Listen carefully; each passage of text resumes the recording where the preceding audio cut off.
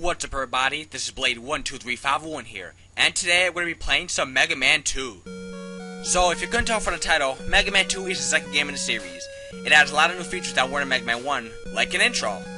This is something that we'll see in all the future Mega Man classic games, except 3 for some odd reason. So here's the story of this game in a nutshell. Dr. Wily's going after world domination once again, and this time instead of stealing other creations, he decides to be original and create his own Robot Masters to counter Mega Man. So there you go. Man, I love how it explained the story faster than the intro did. Also, this has to be the tallest building ever. I mean, look at it. It looks like he's going up to space. People who are afraid of heights would not want to come up here. Okay, so now that we finally reached the top, why don't we get started? But first, let's hear this intro music.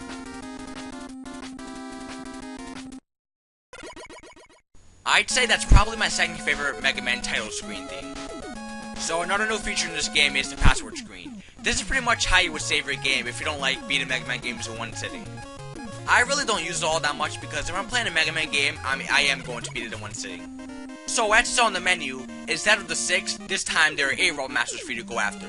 This will pretty much become a staple to the series. I do like this new feature because for all you Mega Man veterans out there, you can pretty much beat the original Mega Man 1 in under an hour. So it was a bit too short, but this way, you can extend gameplay. You know, now that I think about it, I'm pretty sure you could beat Mega Man 2 in under an hour if you tried hard enough. But at least it's longer than Mega Man 1 and that's what matters most, right? Of course I'm right. But anyways, our first Robot Master that we're currently going after is Airman. Yes, I'm not going after Metal Man first. I bet all you guys are screaming at your computer screens right now. So normally when anyone's playing Mega Man 2, 90% of the people will go after Metal Man because of the almighty Metal Blades, which we'll get into later. But besides going after Metal Man first, there are actually quite a few other options in this game. For example, Woodman, Airman, which is what I'm doing now, Flashman. I actually think Mega Man 2 handles this kind of thing the best, because in other Mega Man games, if I want to go out of order, I would have to practice. But in this game, if I want to go out of order, I could just go out of order. But anyways, back to Airman stage. So, one of the reasons why you should choose Airman stage first is because it's pretty easy, and it's one of the more short stages of the game. The beginning part may be kind of hard for first-time players, but if you're patient enough, you should be able to get past it with ease, like me. Now, these birds that are flying by with the eggs, when they get close to you, they will drop their eggs. Now, if you're not trying to restore weapon ammo, then be sure to destroy them, because if they crack on the ground, then many birds will come out and that will get kind of annoying. But like I said, they're great for farming energy, so anytime you see them and you need more weapon energy, you could always use them for that purpose. If you're good enough off the stage, you can actually jump on a tippy toe with these platforms so you could avoid taking damage from the drills when they come up. It's actually a cool way to get through the stage faster. I actually did this one time at the beginning of the stage, so if you want to see how it's like, then rewind back to the beginning of the level. You know, one thing I always wondered is, what is supposed to be... What the... Did you guys just see that enemy disappear? Couldn't have been just me. But anyways, what I was saying is, I wonder what are these pink things that are under Mega Man supposed to be. I don't think we ever seen them in the game, so it's just something I always wondered. Oh well, I guess we'll never find out. Okay, so here's another new feature. Whenever you enter the room before the boss in this game, there are no enemies to fight, unlike the last game. Pretty much all the other future Mega Man games will do this as well, which I do like. I don't know about you, but I always found that annoying in Mega Man 1 how there were enemies you had to fight before you enter the room before the boss. But anyways, here is Airman. All he does is shoot tornadoes at you, but the strange thing about it is that the patterns are random, so sometimes it will be literally impossible to dodge them, unless you have, godlike reflexes or something. But, he is defeatable, so yeah, he's not impossible. That Japanese song is a lie. So here's another new feature that becomes a staple to the series. Unlike the last Mega Man game where you just got an item out of nowhere without any explanation, whenever you get an item in this game, it'll tell you what it is. Like I said, this will pretty much be in every other Mega Man game after this one. But in some levels in this game, you get yet another item. You get this when you defeat certain Robot Masters. For example, when you defeat Airman, you get item 2. So this is another reason to go after Airman first, because you get one of the best items in the game. As far as the item weapons go, you can get 3 in the game. Don't ask me why they're called items, I don't know either. But I'll be showing you why item 2 is so good later on. So 1 down, 7 to go. Now it's time to go after Heat Man. So whenever you're holding the A button while selecting your Robot Master stage, instead of stars being in the background, it will be replaced with birds. It makes Robot Master's entrance look stupid, which is kind of the point. Besides, He-Man doesn't deserve a cool intro anyways. Okay, well maybe stage, but not He-Man himself. So as far as He-Man stage goes, you probably don't want to come to the stage first. It's fairly long, and also, there is one thing that returns, and we'll get to that when we get to that. Be careful when you jump in here, because if those blue robots come out while you're jumping and you don't shoot them in time, most likely you'll fall into the lava or a pit. So yeah. And here are these little spring guys. What the? Where did the other one go? I'm pretty sure I didn't kill it. Okay, then that was weird. Here it is, guys. The return of the disappearing, reappearing blocks. Everyone's favorite puzzle. So that's the main reason why I defeated Airman before coming here first. Because item 2 will play a special role in this level. That'll make us skip a certain puzzle.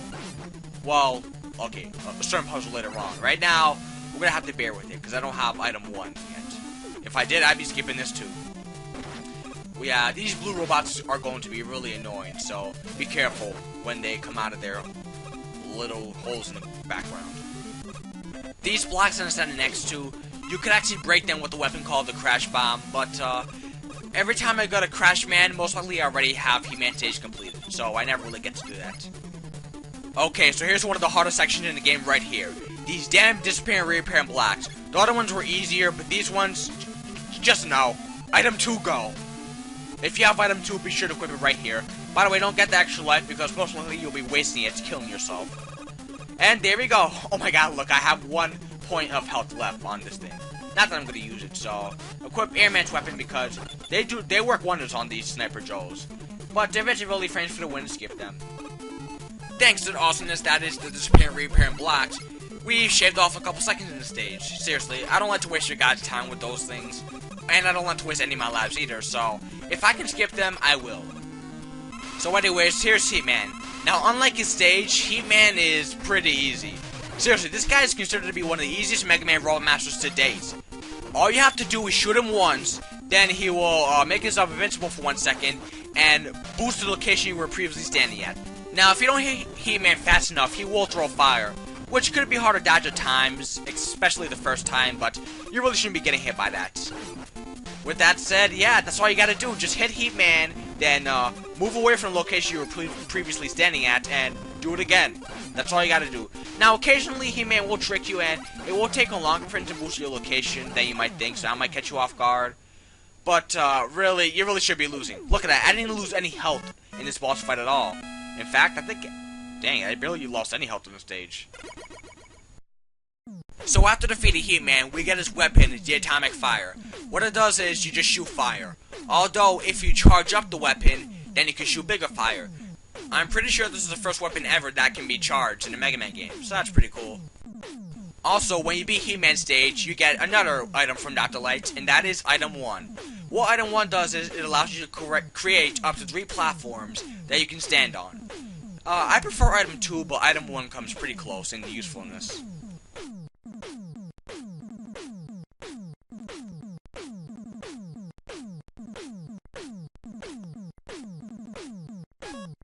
Okay, so for our next Robot Master, we'll be going after Flashman. So for the remaining of the LP, we're going to be seeing stars in the background. So no more chickens. Aww. Alright, so here's Flashman stage. This is another stage you can go after first if you want to. The only thing that makes the stage hard is, for some reason, this level has ice physics. Which I really don't know why, because other than it being blue, there is really nothing snow related in this stage. So yeah, I found that kind of weird, but not a big deal. If I still recommend you going to the stage first, then it really shouldn't be all that hard. Plus it's short too, so you know, that's another reason why you could tackle Flashman first. Once again, if you wanted to, you could use the Crash Bombs to break those blocks, and take an alternate path where you won't have to fight this Walker Joe. But he's not a big deal, because we can jump over him. This stage here is actually full with a lot of mini pads, so if you wanted to, every time you play the level, you could take like different pads. It's not a lot, but it does add some replayability to the level, and I guess that's what matters most. Those enemies are pretty annoying, but I don't have any weapons to kill them without getting damaged, so just ignore them if you can. Alright, so now if we take this path right here, we can pretty much just skip this part here with all the Walker Joes, which really helps, because, you know, I don't want to have to be wasting our time finding them. But if you have item 2, you could just be totally lazy and skip through this platform section up here. So we're skipping a section in another section. That probably didn't make too much sense, but I don't care. Although if you do not have crash bombs, then you will have to end up coming down here. The only reason I went up there is, besides skipping a level, there was an E-tank up there as you just saw. Oh, by the way, new features in this game, E-tanks. Whenever you collect an E-tank, they're stored in your inventory, and you can use them to refill your health whenever you want. You can only hold up to 4 in this game, though. In future games, you'll be able to hold up to 9. With that said, here's Flashman. So he's pretty pathetic. All he does is jump around, and, you know, he can freeze time too, which he really doesn't do a lot, surprisingly. Which is why it's pretty easy, because other than that, if he's not freezing time, then he's just going to be jumping around like an idiot. So with that said, just keep shooting with your Mega Buster, and he should eventually be defeated. You know, I just realized that every boss up to this point, we were just using the plasma shooter. Huh. So the weapon we get for defeating Flashman is the Flash Stopper. What it does is it freezes time. It doesn't really have that much uses, especially because whenever you start freezing time, you can't stop until the weapon runs out of energy. So that kind of sucks. Also, it doesn't really damage that much enemies. And also, when you defeat Flashman, you get Item 3, which is a final item. So I gotta say, though, Item 3 is my least favorite item out of all the 3 items, because what it does is it bounces, and when it reaches a wall, it will start elevating you up. It's pretty much a downgrade version of Item 1. You'll see what I mean when we actually use it. Okay, so here's our 4th Robot Master, Quick Man. Okay, so like He-Man, I do not recommend you coming to Quick Man first. In fact, coming to Quick Man first is the last thing you should do when you start on Mega Man 2. Why? Well, you're about to find out in about a couple seconds. Just wait till we get to the next room. So as you can see, there are lasers coming at you. Now you might be asking, what's so bad about these lasers? Well, pretty much these lasers are an instant kill. So touch them once, and you will die instantly, no matter how much health you have. So pretty much you gotta be going really, well, quick in the stage. And also, the boss is pretty difficult to fight, so there's that too. This is actually the easiest room in the level because there's no freaking lasers coming all over the place. Whenever you defeat these fire guys, the light will go off, but it doesn't really matter because there's no pits anywhere, thank God. Anyways, back to lasers. So now it gets even harder than before. Look how I barely dodged that. So you will probably die here 1 or 2 times. You pretty much gotta have even more faster reflexes than before. By the way, don't even try to get that weapon capsule. You gotta use Flash Stopper, but don't even waste Flash Stopper here because you'll find out why in a second. I've gotten the 1-up before without dying, but just don't. Ignore all the upgrades unless you're using a Flash Stopper, because that's the only way you'll get most of them. But anyways, now we're done with that part. So just skip these Walker Joes or fight them. It really doesn't matter. I'm just gonna skip them, because why not? Got a hug capsule here, so really I lose nothing. But if you do have to fight those Sniper Joes, use the air shooter because they go down the quickest using that. Especially if they're in their mechs. With that out of the way, here is Quick Man himself. So Quick Man is arguably one of the most hardest bosses in this game.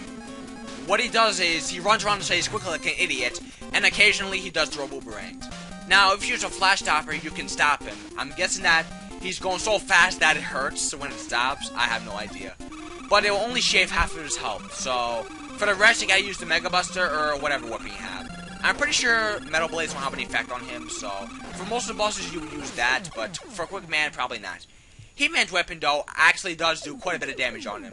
So, that would be a secondary option whenever Flash Stopper runs out. Alright, so the weapon that we get for defeating Quick Man is the Quick Boomerang. So it's pretty self-explanatory. It's just a boomerang that moves, well, very quick. So see you in the next part where we defeat the remaining 4 Robot Masters.